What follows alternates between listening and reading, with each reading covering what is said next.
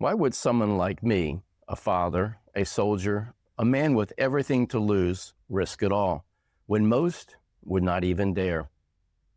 I don't have an easy answer. Maybe I didn't choose this path. Maybe this path chose me. Why do iconoclasts stand against the tide of lies? Why challenge the status quo when defeat seems so inevitable? I think the answer rests somewhere deeper, somewhere beyond fear, beyond self. Maybe the answer is truth. Not convenient truth, not political truth, but real truth. The kind of truth that transcends comfort and speaks to the soul of a people who once knew what it meant to be free. Maybe we fight even when we know that it will cost us everything. Because something noble, something just, can still be won. And now I live in Mexico, not in comfort, just the opposite. You might ask, why do I continue? And the answer hasn't changed. Geography does not alter my conviction. Circumstances do not erase destiny. From a prison cell in Ohio to a basic life in Mexico, I remain the same man, driven by the same purpose to help restore the freedom that once defined the American spirit. I do this not for fame, not for money. In fact, I've earned nothing from my books.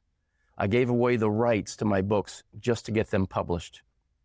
And if you can't afford a copy of Restoring the American Republic, email info@yestohellwith.com and someone will send you the ebook for free. Because this isn't about profit. It's about principle.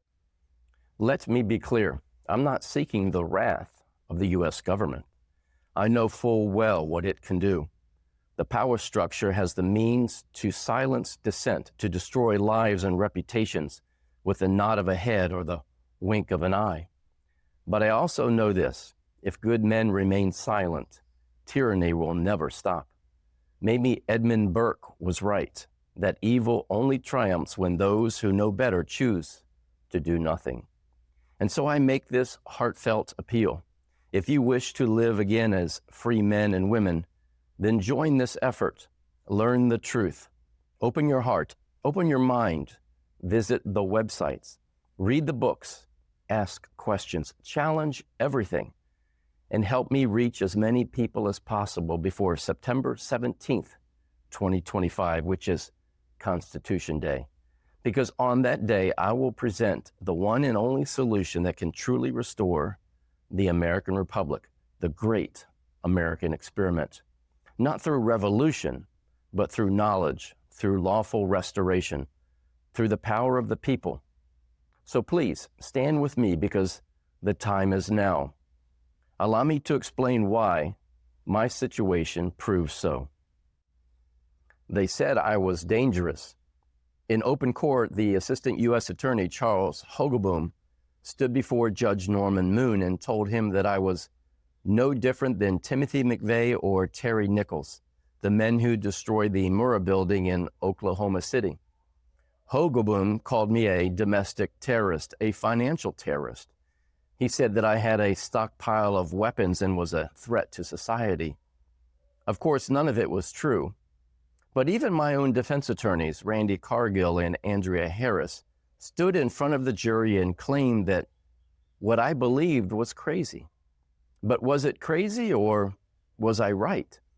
Did each player in the system steer me to a guilty conviction? I believed in America, and I still do. As a graduate of the Virginia Military Institute, I became a U.S. Army intelligence officer. I took my oath seriously to the Constitution, and I followed the law. I loved my family. I worked hard. I wanted to do what was right. I was a typical all-American boy turned patriotic man. But when I started to study the law for myself, when I questioned what I'd always been told, everything changed. I discovered that neither federal jurisdiction nor the federal income tax are what was stated. It's not a tax on all income, it's an excise. And by their very nature, excise taxes are voluntary. To be clear, one chooses to do something that is excised. The federal income tax is specifically applied to federally privileged activities. So when I understood this fact, I did what any honest man would do. I revoked my use of the Social Security number. I notified every government agency of my corrected status as a state national. I wrote to the IRS and respectfully asked for the law that made me liable. They never responded. Instead, in 2012, with a SWAT team of 15 federal agents, they arrested me in a restaurant in Virginia. After a sham trial, by April of 2013, I was convicted, sentenced to prison. Why? Because I didn't file paperwork that wasn't legally required to be filed. Because I stood up peacefully and refused to go along with a lie. They made an example of me just in time for tax season, just to make sure you didn't ask the same question. When I finally understood the true nature of freedom, when I let go of the reflexive, thoughtless belief that America is a free country, there was no going back. So when my pastor told me to submit to government in all things, I asked him how he could live in such fear. His words were a tragic misrepresentation and misinterpretation of Scripture, twisting faith into compliance. And when the senior elder of our church, Scott Newland, told me that I was right about the law, but then told me to file the federal income tax returns anyways, I couldn't accept that kind of cowardice. Then came the deepest cut. My wife, the woman who stood with me for 7 years, turned me over to the federal government. She spied on me. She then told me that I had lied to her. So she took the witness stand against me in open court. That wasn't just betrayal, that was fear. And fear is how tyranny survives. As soon as I was arrested, they made sure I vanished. They threw me into solitary confinement, not for violence, not for danger, but for believing the truth and for refusing to recant. They locked me in a 7 by 12-foot concrete cage surrounded by men who had committed murders. I was held there 24 hours a day, alone, except when they shackled me by the hands and feet and escorted me to a caged shower like I was an animal. This wasn't about justice. It was about breaking me. When my case went to trial, I learned the true face of the American legal system. The judge, Norman Moon, would not allow the jury to hear my good faith beliefs. He blocked any mention of why I acted as I did, even though the Supreme Court in United States versus Cheek explicitly held that good faith misunderstanding of the tax law is a valid defense. The jury never heard my beliefs. They never heard the truth because the truth was a threat. Every day that I sat in that cage reminded me of one thing. The system doesn't punish liars. It punishes those who expose the lies. They took everything from me, my freedom, my marriage, my home, my reputation. But they didn't take my will, because in that tiny forgotten cell, I made a vow that I would survive, that I would speak, that I would come out and expose what had been done, not just to me, but to every free American who has been deceived. When I was finally released from prison, I tried to reclaim some portions of my life. But in many ways, what came next was worse than prison. Let me explain. Back in the year 2000, I formally revoked my use of the Social Security number, a federal benefit that by design brings the average American into federal jurisdiction. I was able to get a U.S. passport without this number. Why? Because at that time, the law didn't require that number for the issuance of passports. That changed in 2016 after I had served my sentence. The federal government denied me a passport. Why? Because I still refused to use that number, because I wouldn't consent to federal jurisdiction. And in that moment, I realized something chilling. I was now a prisoner inside America, not behind bars, but locked within the boundaries of a legal cage, the federal gulag. I made a defining choice. I left. I crossed the border and applied for asylum in Mexico. And now, for the first time in years, I am free. And I'm sharing the truth because the truth must be told. I intend to share this message with every American who is willing to listen. The federal income tax is an excise, and by its very nature, an excise tax is voluntary. Think of it like the tax you pay on gasoline. You only pay if you choose to buy gas. If you don't participate in the activity, you owe nothing. The same is true here. You're not a taxpayer unless you choose to receive a federal benefit that falls under federal jurisdiction. But here's the tragedy. You were never told of this. Instead, you were trained to believe that all income is taxable, that you owe something just for existing. That was and is a lie. They can take your house. They can take your freedom. They can strip you of every material possession, every comfort, every relationship that you once held dear. But there's one thing they can't take, and that's the truth. And that's why they fear people like me, because I know the truth, and I'm not afraid to disclose it. I will be very candid. The 4 years I spent behind bars, they weren't just punishment. They were an initiation. That was the price of admission into the light of freedom, into the clarity of wisdom that most Americans will never understand. I lost everything, my marriage, my home, my family. To this day, my 2 youngest children no longer speak to me. I live in a foreign land. I teach English in Mexico for a fraction of what I earned. And yet, I am the wealthiest man in the world, because wealth is not what you have, it's what you understand. And I understand freedom. While that may sound hard to believe, let me say this plainly. I now live in a place across the border that is freer than the United States of America. Not because it's perfect, but because it doesn't pretend. America still wears the mask of liberty, but the substance is long gone. And my life, my suffering, my rejection, loss, has brought me to this moment to share with you what freedom once was in America and what it can be again. If we are to live with purpose, then let me say this, my purpose is clear. I was made to shine the light of truth onto the greatest lie ever sold to a free people, that the federal government operates lawfully, that it acts justly, that it serves the people. But it doesn't, and I'm here to prove it. Consider this simple but profound observation. I truly believe the greatest joy of life is relating with others, more than wealth, more than power, maybe even more than water and air. Because without relationships, why are we here? And so I ask myself, what is my relationship with truth? Am I living in it? Am I walking in it? Am I using it to serve a greater good, not just for myself, but for everyone? What would the world look like if we all lived in truth rather than in a lie? Don't you feel it? That quiet unease, that subtle sense that something is deeply wrong?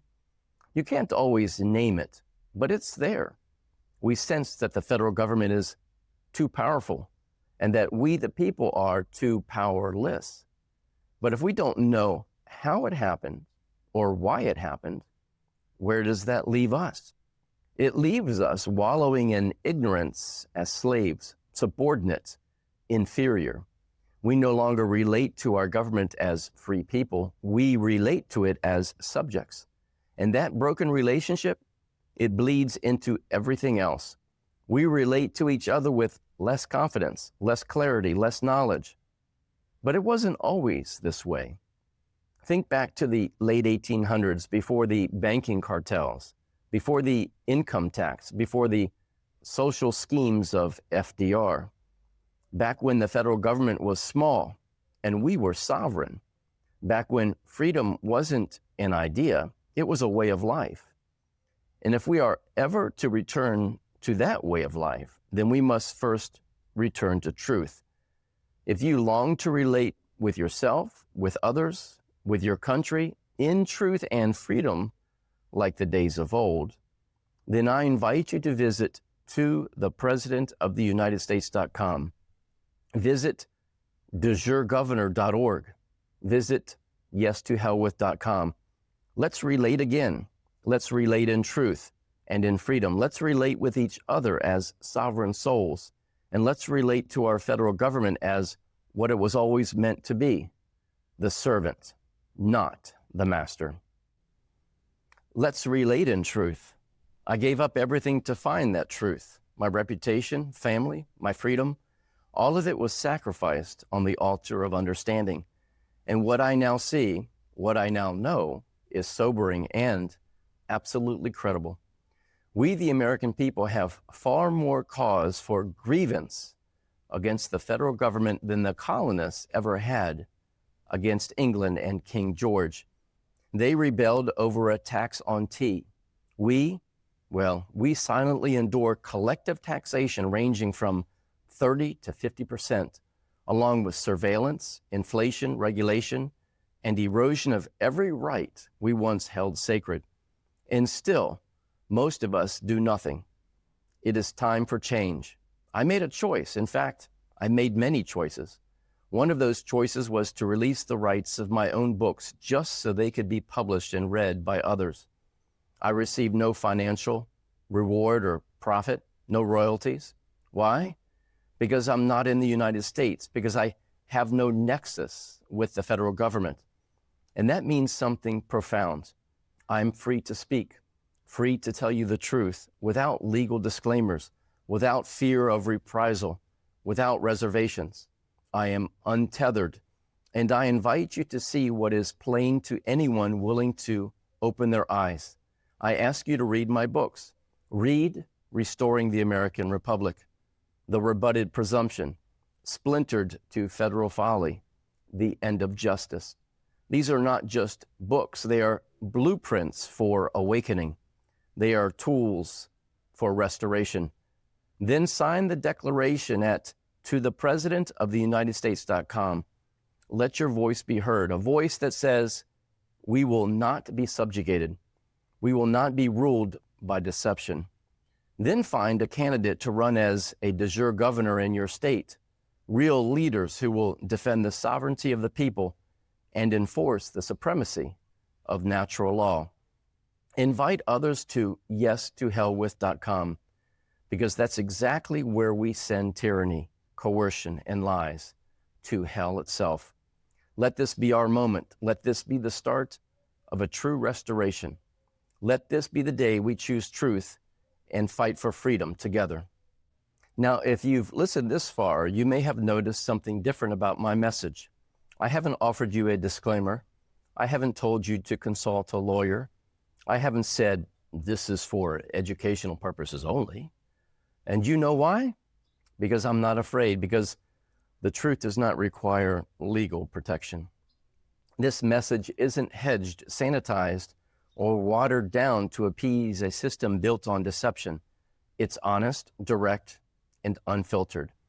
I haven't distanced myself from what I say because I stand by it. And here's why. Lawyers don't know this truth. Judges don't speak it.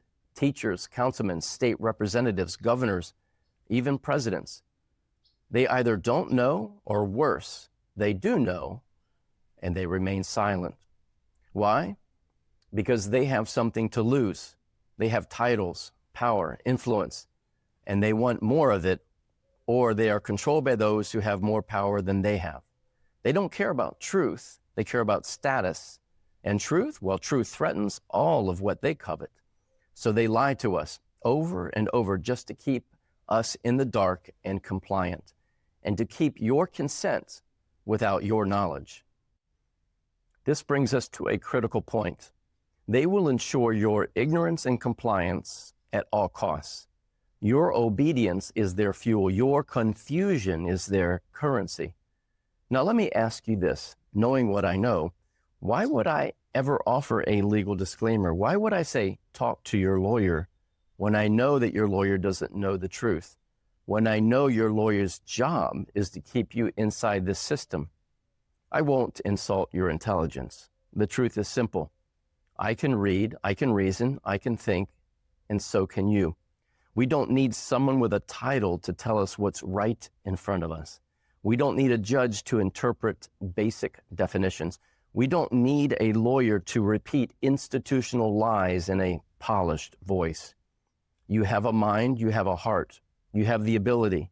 And if you're willing to listen to them, you can understand exactly as I do. You're not stupid, you're not helpless, and you're not property. You are capable of knowing the truth without their permission.